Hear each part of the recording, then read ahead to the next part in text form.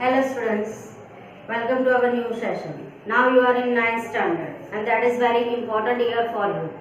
आज हम लेके आए हैं साइंस से पहला chapter matter in our surrounding. तो ये लेसन में मैटर इन अवर सराउंडिंग्स में सबसे पहले हम समझेंगे व्हाट इज मैटर। मैटर क्या है? Matter is the one type of substance, ऐसा सब्सटेंस जो कोई टाइनी पार्टिकल से बना है, जिसमें मास है और जो स्पेस ऑक्यूपाई करता है। मतलब कि छोटे छोटे सब्सटेंस, अगर ये मार्कर की बात करूँ तो ये मैटर है, ये बोर्ड की बात करें तो ये मैटर है, सन की बात करें तो वो मैटर है। कोई भी चीज जो हमारे आजू बाजू में है, any object that is made up of matter, उसे हम एक ऐसा सब्सटेंस कहते हैं जो मास रखता है, which have a mass and occupy space and which is made up of tiny particles. छोटे छोटे पार्टिकल्स से बना एक मैटर होता है। तो ये मैटर की डिफाइन है कि matter is substance which have mass and occupy space and matter is made up of tiny particles and tiny particles से बना। यहाँ पे अगर हम मास की बात करें तो मास क्या है? मास मतलब कि वो मैटर कितने एटॉम से बना है, उसे हम मास कहते हैं। और मास यूनिवर्सल है, चाहे वो हमें अर्थ पे मेजर करना हो या हमें मून पे मेजर करना, वो सेम रहता है, मास में चेंज नहीं होता है, बट वेट में चेंज हो जाता है। मतलब कि matter is a substance which have मास, जो मास यूनिवर्सल है, and occupy space and matter is made up of tiny particles. Example है नोटबुक, सन, पेन, स्टार, जो भी आपके आजू बाजू में सराउंडिंग में, नेम ही है लेसन का, मैटर इन अवर सराउंडिंग। हमारे सराउंडिंग में जितने ऑब्जेक्ट है that all are matter. Clear? Matter समझ लिया। नाउ मैटर जो टाइनी पार्टिकल्स से बना है, तो वो पार्टिकल्स की कैरेक्टरिस्टिक्स क्या है, पार्टिकल्स कैसे होते हैं, क्या कैरेक्टरिस्टिक्स है, उसकी तीन मेन कैरेक्टरिस्टिक्स है। That are particles are continuously moving, then they have a space between them and they attract each other. These are the characteristics of particles. Particles की तीन main characteristics. Particles are continuously moving, they have a space between them and they attract each other. वो अब एक दूसरे को खींचते हैं अपनी तरफ। अभी ये जो पार्टिकल्स की कैरेक्टरिस्टिक्स है, ये तीन मेन कैरेक्टरिस्टिक्स तो हमने समझ ली, लेकिन हमें इसे डिटेल में समझना है कि कैसे मैटर में कैसी होती है। मतलब कि suppose they are continuously moving, तो मैटर तो तीन टाइप के भी हो सकते हैं, सॉलिड, लिक्विड और गैस, तीनों मैटर है।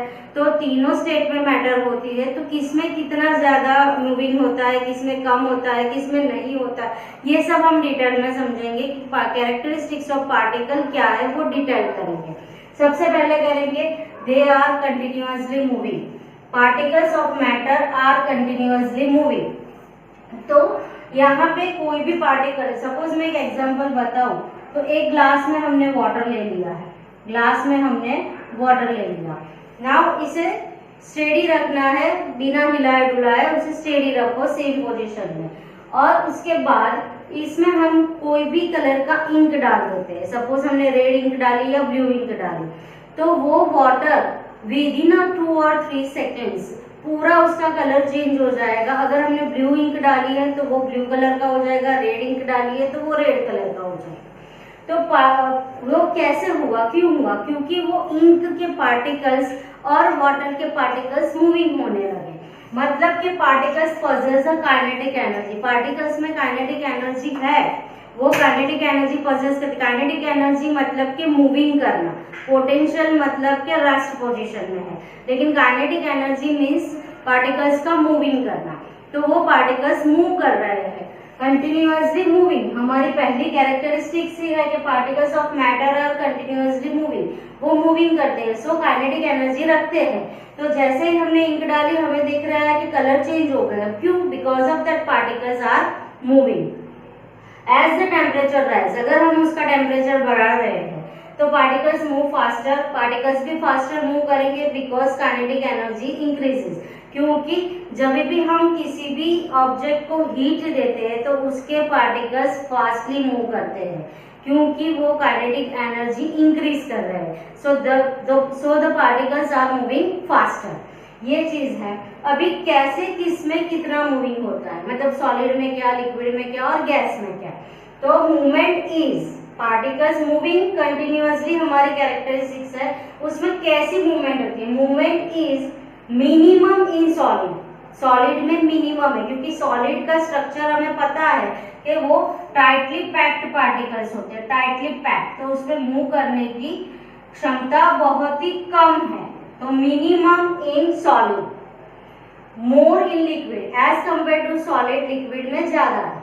मोर इन लिक्विड क्योंकि लिक्विड में पार्टिकल्स की अरेंजमेंट कैसी है, थोड़ी सॉलिड से अलग अलग है, थोड़ा स्पेस रखे हैं।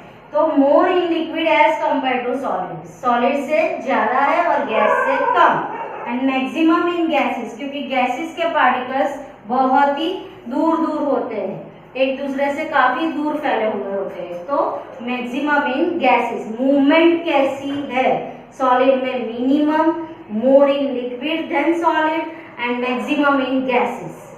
क्लियर। फर्स्ट कैरेक्टरिस्टिक्स आपको समझ आ गया होगा, आई होप सो कि सबको अच्छे से समझ आया कि particles of matter are continuously moving, maximum minimum in solid, more in liquid and maximum in gases. Now second characteristics, they having space between them, उसमें स्पेस है। पार्टिकल्स जब भी है, जो भी पार्टिकल से मैटर बना है तो उसके बीच में थोड़ी थोड़ी स्पेस है। कैसे पता चलता है उसका भी हम एक एग्जांपल कर रहे हैं। सपोज हमने ग्लास ऑफ वाटर लिया है तो हमने यहाँ तक ग्लास ऑफ वाटर का मार्क कर दिया, यहाँ तक। अभी हम इसमें 1 स्पून या 2 स्पून शुगर और सॉल्ट डाल देते हैं, शुगर और सॉल्ट व्हाटएवर कुछ भी डालो। तो after some time within 5 और 10 सेकेंड्स वो स्टराई करके मिक्स करेंगे तो वो उसमें टोटली मिक्स हो जा रहा है। बट क्या वाटर का लेवल बढ़ रहा है? नहीं, वाटर का लेवल नहीं बढ़ेगा, वाटर का लेवल यहीं का यहीं है।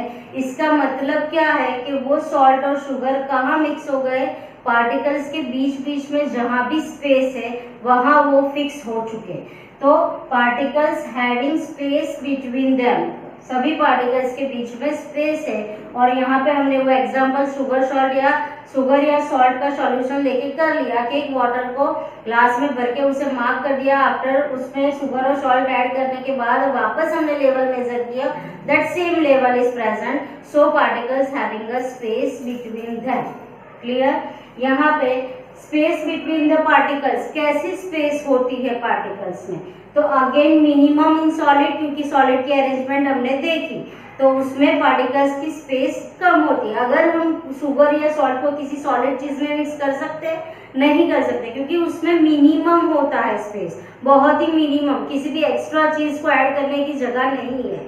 Next, more in liquid, liquid में हमने आसानी से मिक्स किया तो सॉलिड के कंपेयर में लिक्विड में ज्यादा है, तो more in liquid. And maximum in gases, gases के मॉलिक्यूल्स बहुत ही फैले हुए हैं, फार फार है, दूर दूर है, तो maximum in gases. Again same, इसी की तरह particles, space between the particles भी सेम है, minimum in solid, more in liquid and maximum in gases.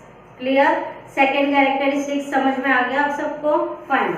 Next, they attract each other, particles एक दूसरे को अट्रैक्ट करते हैं।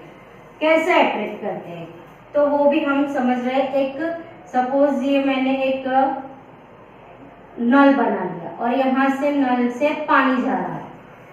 आपने कभी कभी खेल खेल में भी ऐसा खेला होगा कि नल से पानी जा रहा है, बीच में हम हाथ डालते हैं, उंगली डालते हैं तो भी पानी वहां से नीचे आ रहा है। अगर हम यहाँ पे बीच में उंगली कर रहे हैं तो ये पार्टिकल्स यहाँ पे टकरा के ऐसे घूम के वापस यहाँ से मिक्स हो जा रहा है। क्यों मिक्स हो जा रहा है? यहाँ से पार्टिकल्स, ये वाले पार्टिकल्स को यहाँ से ये अट्रैक्ट कर रहे हैं, तो ये पार्टिकल्स एक दूसरे को अट्रैक्ट कर रहे हैं, they attract each other, attraction of each other, particles attract each other.